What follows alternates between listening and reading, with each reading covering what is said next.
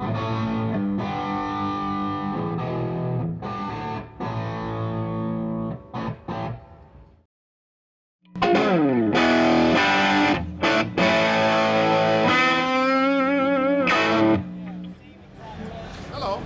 everybody, I'm Sean Hammond with PremierGuitar.com. We're at the Bogner booth with Ryan Hold. Ryan Hold, how's it going? Well, barely made the show, but I'm here now, so. You've got two cool new amps. One of them we took a look at last winter, NAMM, but you've changed it a lot since then. We'll talk about that in a second. Right. Your newest one is the Lafayette, right? Correct, that's the Lafayette. And it's part of our international line, which is like just usually a 3-knob amplifier. No channel switching, no loops, very straightforward. This one in particular has EL84s in it, and it's it's like voiced around the EL84, kind of vintagey, British, sounds, I would say. The palettes, you have a 4-position schizo switch, which alters the basic preamp structure. So like depending on the guitar, a little bit darker, a little bit cleaner, a little bit more aggressive. I'll show you real quick what it does. With the same settings, that's probably number 2.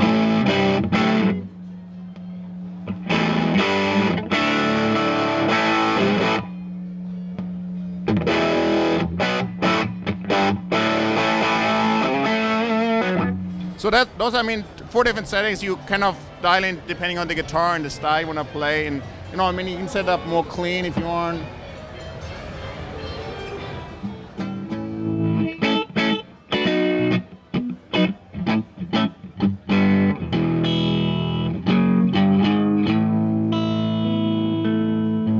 Very 3D sounding, touch responsive. So you said it's 2 EL84, so it's like 18 watts. Yeah, something like that, yeah. Class AB? It's it's a cassette bias amp, so people would probably refer to it as Class A, but there's a whole discussion about that stuff. Okay, So it's cassette bias, so like think of it as like a Vox AC 15 or something like that, That's similar kind of power structure. And is it 3 12AX7s? The bass inverter is different. It's more like a tweet, but what? Okay. 3 12AX7s in the preamp, or? Only 2. 2? One is the bass inverter and one's the preamp tube, But because the EL84s have plenty of gain, so actually you can get it quite, gainy for the vintage department. Now, for people who are familiar with the international line, and we did a video on a bunch of them a few months ago, Right. How would you encapsulate the difference between this and the others?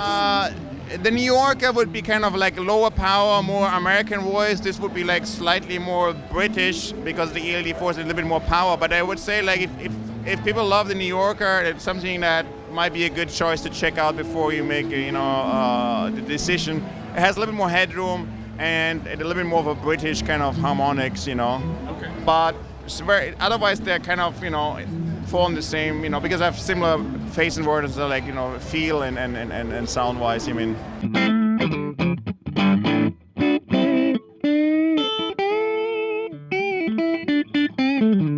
So Reinhold, you said you want to say one more thing about the Lafayettes before we move on to the Mephisto. It's available as a 112 combo or as a head, and both of those amps, the combo or the head, have also a low power setting, so you can get a little bit less plate voltage and a little bit squishier feeling, for like certain gigs you might be helpful. Yeah, because it's a non-master volume amp, sometimes that dropping the power might help you, more sag and drop of volume. That's okay.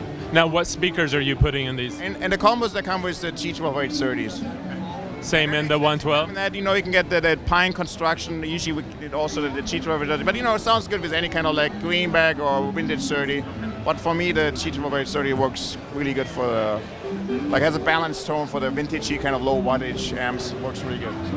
All right, Reinhold, so here we have the Mephisto 18 that we saw last year, but you've changed it quite a bit. You said, do you recall if it has the same controls? Last year was only like a week old, so it was a very fresh baby. Now it's the refined production version, and we really dialed in the power attenuator. And last year it worked to, I would say like lower gig volumes. Now it works to even bedroom volumes, and it keeps the feel and everything and the touch sensitivity. So I'm really proud of that.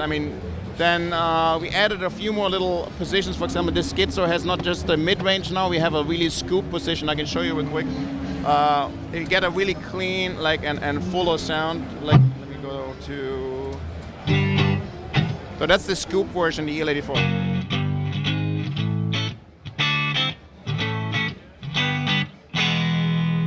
compared to like last year was all like more like a mid-range. But it still has that. So it has one more position, and then you can make it fuller like this.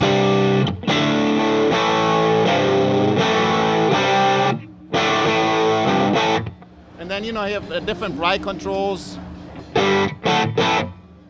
This one might be too bright for this guitar.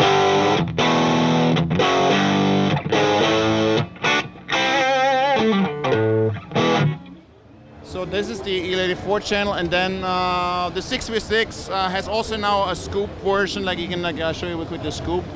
So let's remind people before you do that, though, if they didn't see the last year's video, whatever, right. This you can switch between EL84. Yeah, I think it's industry first. I don't know of any other amplifier company that makes an amp like this. It's like two separate amps. You have a separate preamp tube for the EL84 amp and a separate preamp tube for the 6v6 amp, and separate phase inverter tube and then 2 pound tubes. So like all together, like each amp has like 4 tubes, and they're totally independent.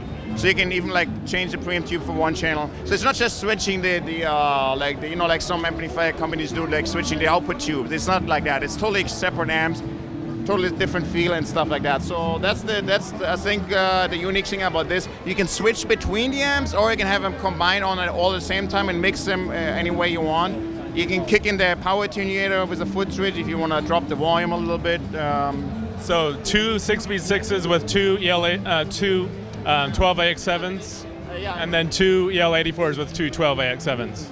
Exactly, yeah. It's got a very classic vibe to it, but it's a pretty advanced design. It's kind of deceptively advanced, huh? Yeah, I mean, I think it's made for those people who want to, like, let's say, take a Tweed Deluxe and a Vox AC15 to the gig, but, it's too much space or whatever. Like, this has, like, similar, like, somewhat of that kind of vocabulary in it. I think even more flexible, plus with the power attenuator. So like, it caters to the vintage kind of guys, but in a much more flexible package. I think more than anybody else offers at this point. So now, is it also a G12H30 in this? It's correct. Also a G12H30, and we make it also as a head, and then with extension cabinet, whatever you want to use. So cool. Let's hear it. So that's the 6v6 right now in the scoop version.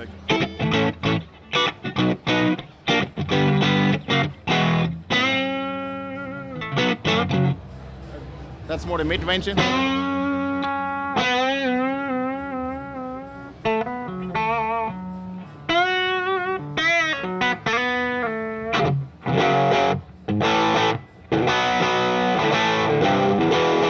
show you the power attenuator. Right now it's all the way up, but we can go halfway.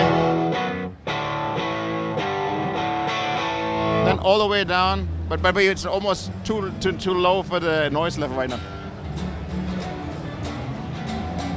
And I'm not just telling you this, it feels right, and it pretty much retains all the good stuff. I mean, so that's full attenuation, basically. Yeah, I mean, right now they can barely hear it, So at home it's perfect. I mean, really. Yeah. So, and as I said, you can kick it in and out if you want.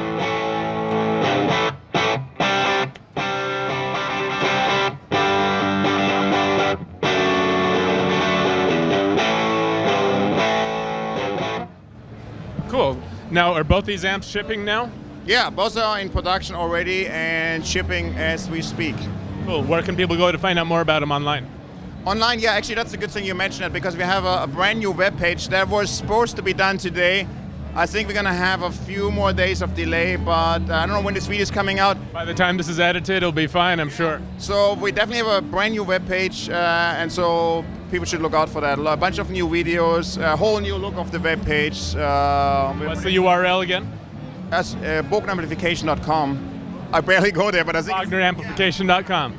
Okay, sweet. Thanks, Reinhold. Bye, man. Yeah. I'm Sean Hammond. Thanks for watching PremierGuitar.com.